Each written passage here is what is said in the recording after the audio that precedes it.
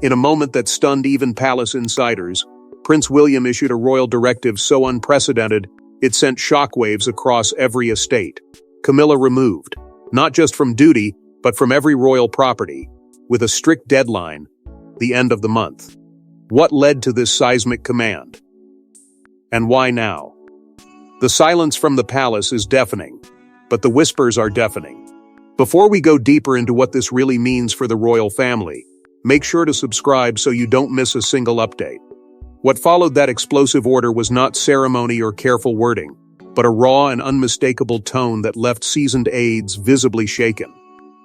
William, known for his measured restraint, spoke with an edge that insiders described as unfamiliar and final, as though years of unspoken frustration had suddenly found its voice. The directive was not written, not ceremoniously delivered, but spoken with what staff would later call ice-cold clarity, a sentence that landed heavier than any official document ever could. There was no gathering, no negotiation, no warning. Camilla did not hear the command from William himself. She learned through staff whispers and hurried footsteps echoing through corridors that suddenly felt hostile. Even the most loyal palace workers sensed that something irreversible had been set into motion. Security teams, trained to act without emotion, were quietly instructed to begin preparations for what could only be described as a royal eviction, compiling lists, mapping movements, and sealing plans with silence. Clarence House, long associated with her presence, and Sandringham, once considered untouchable territory, appeared among the first properties marked for clearance, signaling that this was not symbolic but deeply physical, a removal not just of role, but of space and identity. Meanwhile, the Royal Communications Office unraveled under pressure, phones ringing unanswered, draft statements torn up before ink could dry, because no one knew how to explain a command that felt more like a verdict than a policy. The palace had endured scandals, betrayals, and private heartbreaks before, but this carried a different weight, a sense that the heir to the throne had crossed an invisible line between endurance and action. Those closest to William sensed that this order was not born from impulse, but from something darker and more personal. Something that had been growing quietly behind public smiles and ceremonial handshakes. Every corridor seemed to hum with the same unspoken question. What had finally pushed him to do this now, and why did it feel like the beginning of something far more dangerous than a change of residence? The monarchy thrives on the illusion of stability, yet in this single command, stability cracked, revealing a conflict no longer willing to hide behind tradition. What appeared to be a sudden act was, in truth, the eruption of years of unresolved tension, and as the walls of royal estates prepared to shift around Camilla's absence, the family itself stood on the edge of a reckoning it could no longer postpone. But this wasn't a decision made in isolation, it was the breaking point of a war that had been simmering for years beneath the royal surface. For over a decade, tensions between William and Camilla brewed behind palace walls. Their smiles were carefully staged. Their body language? A battlefield of icy stares and calculated distance. Now, the truth behind their decades-long conflict finally begins to surface. From the earliest moments following Diana's death, William had harbored a silent fury of fire he never fully extinguished. To him, Camilla was not a neutral presence entering the family, but a specter that haunted every memory of his mother's final years. What the world viewed as reconciliation, he saw as betrayal papered over with tradition. Though he mastered the royal art of composure, the weight of his private contempt never lifted. Camilla, for her part, made calculated attempts to win him over, masking condescension beneath civility. She offered warmth, but William saw manipulation, each word too polished, each gesture too rehearsed. And then came King Charles's 75th birthday, a gathering meant to honor legacy, which instead fractured it further. A private clash between William and Camilla erupted behind closed doors, reportedly after she made a scathing remark about Diana's memory being over-sentimentalized. What began as tense conversation escalated into a near-explosive argument, one that left the monarch shaken and the family dinner abruptly ended. The divide deepened as Camilla's influence over Charles became increasingly visible. From scheduling decisions to public appearances, she exerted a subtle control that didn't escape William's notice. He felt increasingly cornered, watching his father drift under Camilla's sway, unable or unwilling to confront her over private tensions that threatened to rot the monarchy from within. Advisors began to quietly express concern, noting Camilla's growing confidence in matters of royal authority, and her repeated dismissals of William's objections. Some warned that Camilla was playing a dangerous game, provoking William to test how far he would go before breaking. But perhaps the final blow came in the form of a cruel whisper, a comment that reportedly made its way back to William. Camilla had described him as fragile, just like his mother. The words hit like a blade not because they were spoken, but because they revealed what she had always thought of him. Unfit, emotional, unstable. That one line collapsed the delicate scaffolding of civility that had held their feud in public check. From that moment, something inside William hardened. This was no longer about disagreement. It was about survival of his family, of his legacy, of the monarchy's soul. And while many assumed his order to remove Camilla came suddenly, the truth was far more haunting. This was the culmination of years of bruises left in silence, of betrayal cloaked in royal courtesy. The war had not started in the press or at the palace gates. It had always been waged in glances, in silence, in withheld words and sharpened smiles. And now, after all those years, it was finally breaking the surface for the world to see. But no single moment shaped William's decision more than the escalating threat Camilla posed not just to his family, but to the crown itself. When Camilla crossed an unspoken line, it wasn't William who responded first, it was Catherine. What happened during a private family retreat at Balmoral shook her so deeply, she reportedly begged William to act. This was the trigger no one saw coming. It was supposed to be a rare moment of unity, a brief retreat from the pressures of duty and expectation. But even in the seclusion of Balmoral, tensions stalked every hallway. Catherine had long tried to keep peace, swallowing back barbed comments and rehearsed smiles, especially for the sake of her children. Yet what she overheard that evening shattered her composure. Hidden behind the ajar doors of the library, she caught Camilla laughing with a close aide, mocking, ridiculing, reducing her efforts as a mother to idle incompetence. One remark sliced deeper than the rest. An insult about Princess Charlotte's behavior, calling it common and unrefined. A slur that echoed old wounds and classist contempt. Catherine, who had endured every public humiliation with grace, stood frozen in disbelief. But this time, it wasn't about her. It was about her daughter. The mask slipped. She stormed into the room not as a duchess, but as a mother, and the confrontation that followed left every bystander in stunned silence. The encounter was brief but brutal. Catherine, trembling but composed, demanded an explanation. Camilla, unfazed, brushed it off as a joke. That indifference, the smugness of it, was the final blow. Catherine left the room shaken, her silence more powerful than any outburst could have been. That night, back in her private quarters, she wept not out of weakness, but out of rage, betrayal, and the fear that her children were no longer safe from palace politics. She didn't ask William to act, she pleaded with him. Not for herself, but for Charlotte, for George, for Louis, for the future. It was the first time she had ever stepped into the fray so openly, so emotionally. And William listened.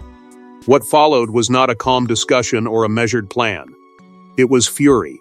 A phone call to Camilla that began with forced civility and ended with deafening silence. Words were exchanged cutting, personal, irreversible. No apologies were offered. Camilla's refusal to acknowledge the harm she caused wasn't just a snub. It was a declaration of war. William had always shielded his wife from the palace's darker undercurrents, but now he realized he couldn't keep the storm outside the gates. It had seeped into his home, into his children's lives. The decision, when it came, didn't feel like a choice. It felt like necessity. That moment in Balmoral didn't ignite the fire, it revealed the inferno that had been burning for far too long, waiting for the spark that would force the future king to act. And yet, Camilla had grown bold, perhaps too bold, emboldened by the king's silence and her expanding power inside the monarchy. She may not wear the crown, but Camilla had been ruling behind the curtain. From royal patronages to staff reshuffles, she orchestrated a silent empire. But her ambition didn't go unnoticed, least of all by William, who viewed her moves as a calculated threat. It began subtly, almost imperceptibly. Long-serving staff with quiet loyalty to Diana began to vanish from the palace landscape. Retirement, they said. Voluntary exits. But to those who had watched the tides of royal politics before, the message was clear. Camilla was clearing the deck. Anyone who carried the scent of Diana's legacy was deemed excess baggage in a new regime. Her reshuffling of palace roles wasn't cosmetic, it was surgical. And soon, William's trusted aides found themselves sidelined in meetings that once revolved around his vision. The shift was steady, deliberate, and cloaked in plausible deniability. But inside the palace, whispers grew louder. Camilla wasn't supporting the monarchy. She was reshaping it. Her grip tightened with alarming speed.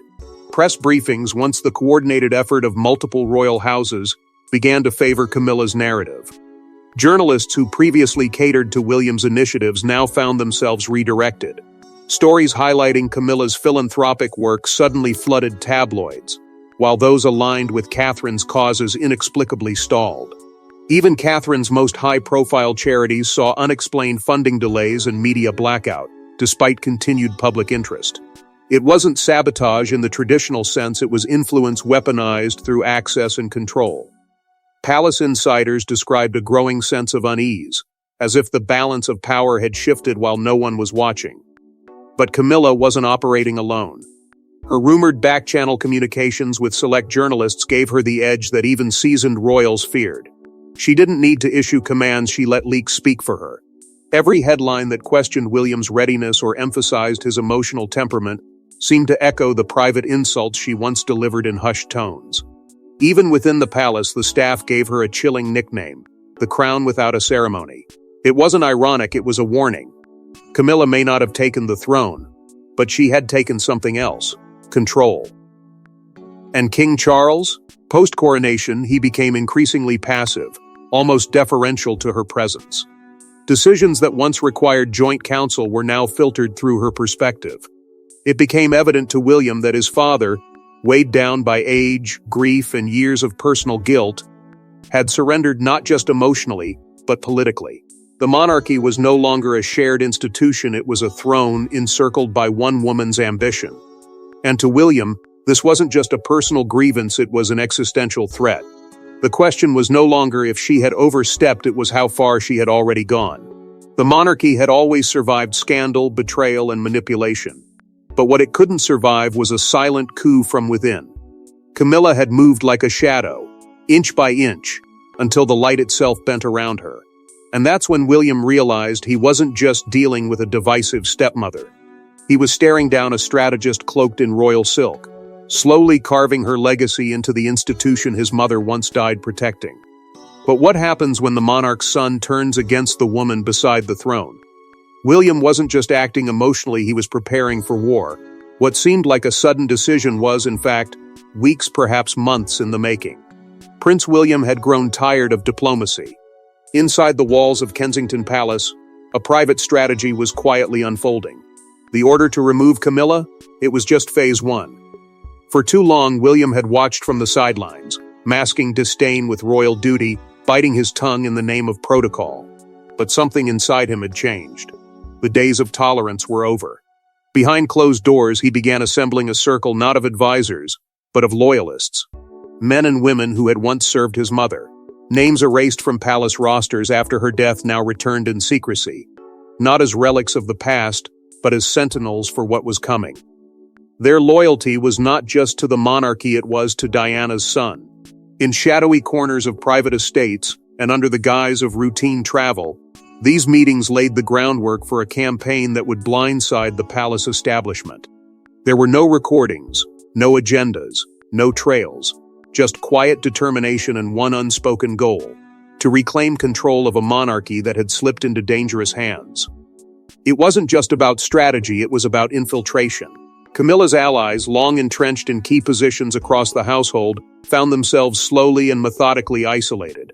Assignments restructured, communications rerouted, access restricted. It was subtle, deliberate, and executed with the precision of someone who knew the stakes.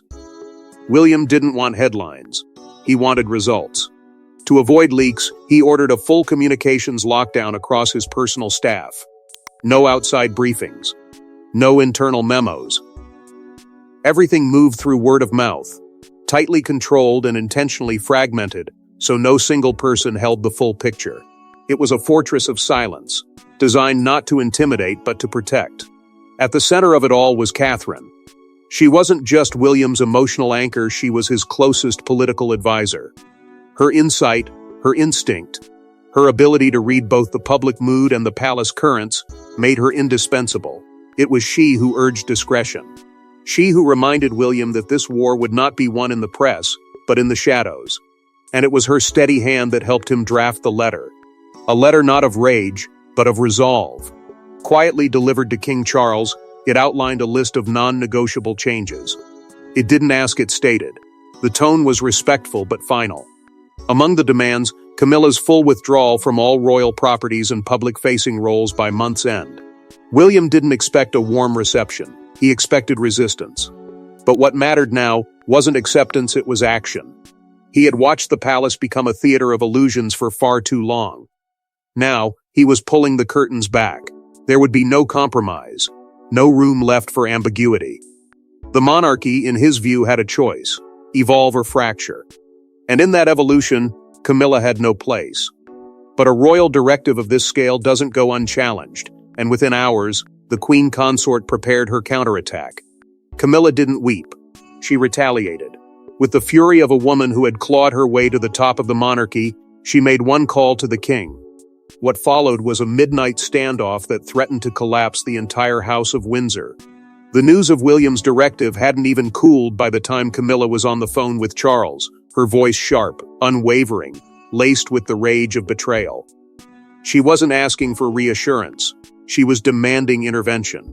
Clarence House was not just her residence, it was her symbol of triumph, the culmination of decades of scandal, humiliation, and silent endurance. To be told to leave it was more than an insult, it was a declaration of exile. And she wasn't going quietly. Within hours, Charles summoned her to Windsor Castle. What unfolded behind those walls would be remembered by staff as the tensest private confrontation since the death of Diana. Charles, caught between his loyalty to Camilla and the inescapable reality of William's ultimatum, stood cornered. Camilla, fiery and unrelenting, reminded him of every sacrifice she had made, every indignity she had endured to stand beside him in the public eye. She didn't ask for defense. She demanded retribution. Then came the threats. If the monarchy was willing to cast her aside, she warned, she would not protect its secrets. Private letters, conversations, moments that were never meant to see daylight, she held them all. And if pushed, she'd release them. To the press, to the world. Her inner circle, well aware of the storm now brewing, didn't try to calm her, they fueled it. Advisors loyal only to her urged her to leak William's order before the palace could control the narrative. Let the public see the future king as a son at war with his father's wife. Let chaos speak louder than ceremony. And it almost happened. For a moment, the monarchy teetered on the brink of a media explosion unlike any it had seen before. Even palace security felt the fracture. Guards stationed at Clarence House began receiving conflicting orders. From one corridor, instructions to prepare the residents for Camilla's quiet exit. From another, direct commands to maintain status quo and deny any attempt to remove her. They didn't know who to obey, the future king or the current queen consort. What began as a silent power shift turned into a constitutional standoff, with protocol itself trembling under the weight of personal vendettas. And then came the most bewildering twist.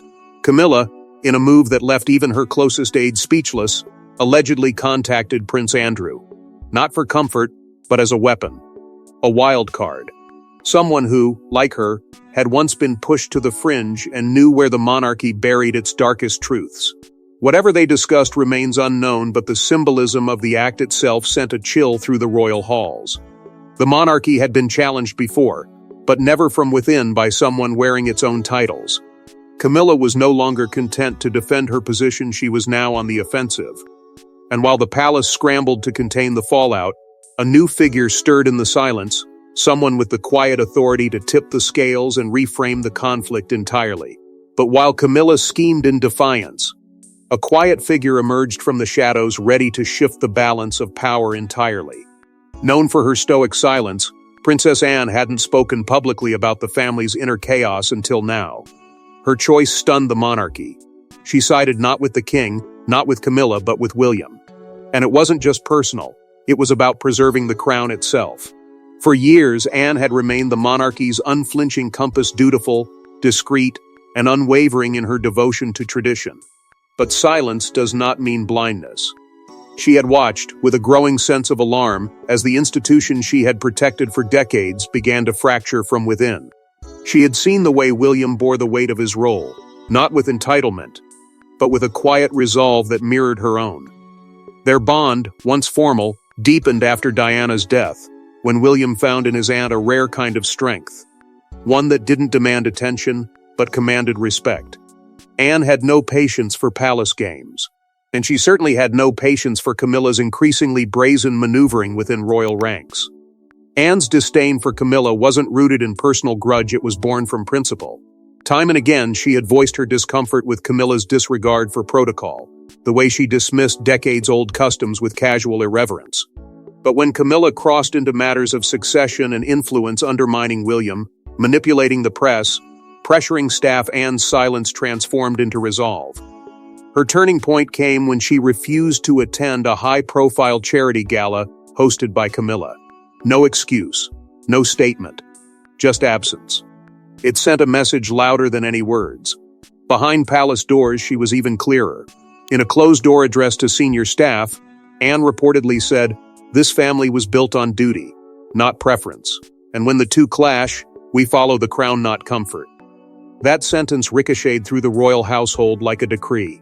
She didn't stop there. Anne personally intervened with key royal estate managers, urging them to comply with William's directive immediately, ensuring there would be no delays, no internal resistance. Her reputation alone, one of absolute dedication and incorruptible ethics, forced even the most hesitant officials into alignment. No one questioned her authority. And as the days unfolded, it became clear. Anne wasn't just backing William, she was shielding him, endorsing him, lending her unimpeachable legacy to the most controversial royal order in decades. Her involvement reframed the conflict entirely. It was no longer a bitter dispute between a prince and a consort. It was now a sanctioned act of preservation, a course correction for a monarchy drifting toward self-inflicted collapse. Within the palace, whispers of her new moniker began to spread, the Queenmaker behind the veil. A title she never asked for, but one she earned the moment she stepped forward and drew the line. Because Anne understood better than anyone that crowns are not protected by sentiment but by sacrifice. And in this battle, she had chosen her side without hesitation. With Anne's support, the walls began to close in, but Charles still had one card left to play: father and son, monarch and heir. The confrontation was inevitable. Behind closed doors, Charles summoned William to Windsor for a final conversation. What happened in that room would change the future of the monarchy forever. The moment William stepped into the private study, the tension was suffocating. This wasn't a reunion of blood and legacy, it was the collision of two worlds that had drifted too far apart. Charles, noticeably frail, sat with the posture of a man burdened not just by age but by the weight of choices that could no longer be undone. His hand trembled slightly as he gestured for William to sit. No courtiers, no note-takers, just a father and a son on opposite ends of the same crumbling dynasty. Charles tried to start with sentiment, evoking memories of Diana, of the pain they'd both endured, of the pressure that came with loving someone the world never stopped mourning. But William had come with resolve, not nostalgia. His voice was steady, but his words were laced with fire. He accused his father of failing not just him but the crown, of allowing Camilla's influence to rot the foundation of a monarchy built on sacrifice, not self-preservation. Charles, already hollowed by guilt and time, didn't raise his voice. Instead, he pleaded. Pleaded not for himself, but for Camilla's dignity. He asked William to reconsider, to give her the grace the world never had. But William wouldn't bend. Not after what had been said. Not after what had been done. He reminded his father that dignity is earned, not inherited. That the crown could not afford to protect shadows when the world demanded light. The emotional undercurrent became unbearable. In that moment, both men saw not just the monarch and the heir, but the father who had stumbled, and the son who had outgrown silence. And then, a line was crossed quietly, finally. Charles looked into his son's eyes and said the words that would echo through history. Then I cannot protect her. Silence swallowed the room. No more arguments. No more pleas, just the heavy sound of an era drawing to a close. William stood slowly. He didn't bow. He didn't glance back. He walked out of the room as something more than a prince. He walked out as a man prepared to take hold of a monarchy no longer willing to be ruled by ghosts. Behind him, Charles remained seated, not as a king, but as a father realizing too late that history had already chosen its course. And while the palace walls held that moment in secrecy, its tremors were already reaching every corner of the royal institution. Because this wasn't just about titles or properties, this was about legacy. And one final royal move would cement the end of an era. Camilla will not vanish quietly, but vanish she must. As royal vehicles quietly arrived to escort belongings, and her name began disappearing from palace press briefs, her removal from royal properties was no longer speculation. It was reality. The queen consort had become the royal outsider. There was no grand announcement, no elegant farewell tour. Instead, the monarchy chose silence, cold, calculated, and absolute. The first signal came in the form of paperwork. Official documents, discreetly filed through legal channels, began the process of reassigning residence titles Camilla once claimed as her own. Clarence House, once her sanctuary of influence, now prepared for reallocation. The legal language was sterile, but its meaning was seismic. Then came the physical unraveling. Royal insignia stitched into her wardrobe were quietly removed. Monograms on stationery, plaques on private chambers, even subtle symbols in transport protocols gone. One by one, the emblems of power she had fought so ruthlessly to possess were erased as if they had never been there to begin with. Behind the palace walls, Camilla was granted no farewell address, no closing statement. What she did receive was a brief window to gather her personal effects and say goodbye to the few remaining staff who stood by her side. According to palace sources, the farewell was subdued, emotional, but restrained. Camilla, who had once ruled with a whisper, now left with only silence echoing around her. Those who had seen her rise to power knew that this fall was not just personal, it was ceremonial. Her exit, stage left from royal life, was not dictated by scandal or death, but by political will and a future king's refusal to compromise his legacy. And still, Buckingham Palace refused to comment. There would be no press release, no tribute, no clarification. The message was clear. History was already being rewritten. Outside the gates, the media swirled into a frenzy. Tabloids exploded with conflicting theories. Some claimed Camilla was preparing legal action. Others whispered of a memoir in the making. Leaked rumors hinted at a possible retreat to a secluded country estate. A quiet exile veiled in comfort but rooted in disgrace.